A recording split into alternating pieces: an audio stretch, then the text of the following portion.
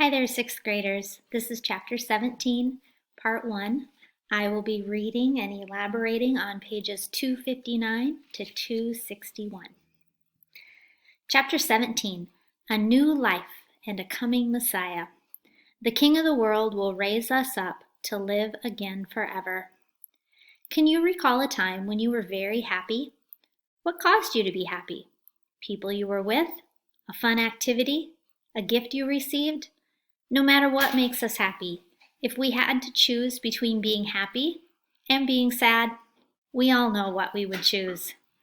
Now imagine what it would be like to enjoy happiness forever. Jesus promised us everlasting happiness and taught us how to achieve it. Go ahead and turn the page. Our scripture, probably a story you haven't heard of. It's from the book of Maccabees in the Bible, which might even be a book of the Bible you have not heard of before. And this is when there were struggles under Greek rule. The period before Christ's birth was difficult for the Jewish people. The Persian rule of Israel ended in 332 BC, and the Jews came under the control of other foreign rulers, such as the Greeks. The Greeks did not worship the God of Israel. People who worshipped false gods were called pagans or Gentiles. And this is from the book of 1 Maccabees. There sprang a sinful offshoot, Antiochus Epiphanes, son of King Antiochus, once a hostage at Rome. He became king in the year 137 of the kingdom of the Greeks. In those days there appeared in Israel men who were breakers of the law, and they seduced many people, saying, "Let us go and make an alliance with the Gentiles all around us. Since we separated from them, many evils have come upon us." The proposal was agreeable. Some from among the people promptly went to the king, and he authorized them to introduce the way of living of the Gentiles. Thereupon, they built a gymnasium in Jerusalem, according to the Gentile custom. They abandoned the Holy Covenant. They allied themselves with the Gentiles and sold themselves into wrongdoing. Then the king wrote to his whole kingdom that all should be one people, each abandoning his particular customs.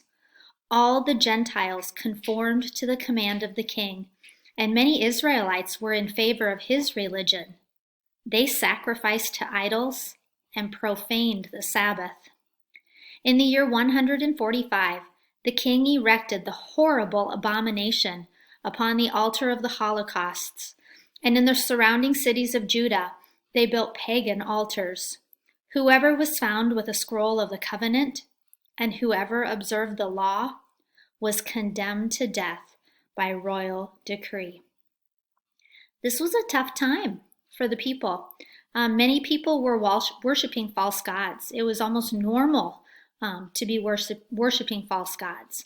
And if you were trying to worship God, big G God, that was wrong. So it was tough. It was a struggle. Now there was a devout group of Jews known as the Maccabees, and they conquered the armies of the king. They took back the temple, removed the pagan objects, and built a new altar. The temple was rededicated, and according to tradition, a 1-day supply of lamp oil for the temple lasted 8 days. This 8-day feast, Jewish feast of Hanukkah, celebrates these events. And Hanukkah is still celebrated by the Jewish people today. It's right around the time of when our Christmas is, so there's some similarities with the whole idea of light. But pretty amazing that this 1-day supply of oil miraculously lasted 8 days. So a few things to think about before I continue reading. Who were the Gentiles? What did they worship? Well, another name for Gentiles, they're pagans. They worship false gods. Now, who were the Maccabees? They were the devout Jews, and they were the ones who conquered the armies of the king. And what did the Maccabees do? Well, they took back the temple. They removed those pagan objects, and then they built a new altar. They rededicated it. How long did that 1-day supply of oil last? 8 days. What Jewish feast celebrates these events? Hanukkah. I continue on 261 with everlasting joy. The belief in resurrection is gradually revealed in the Old Testament. The Maccabees believed that God's faithful people would have a rewarding life after death. The Maccabees prayed for the souls of fellow soldiers who were killed. We Catholics, too, pray for the souls of the deceased. We believe we will be resurrected because of Christ's resurrection.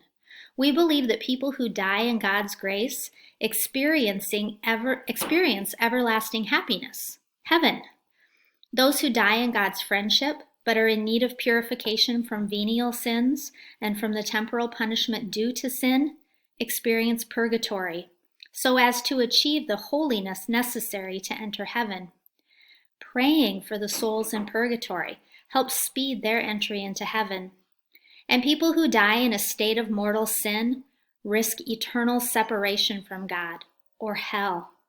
A mortal sin is a serious act against God's law, done purposely.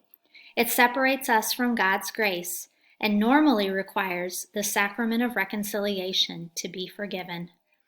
Now, the community of all people in the church, on earth, in purgatory, and in heaven, they make up the communion of saints.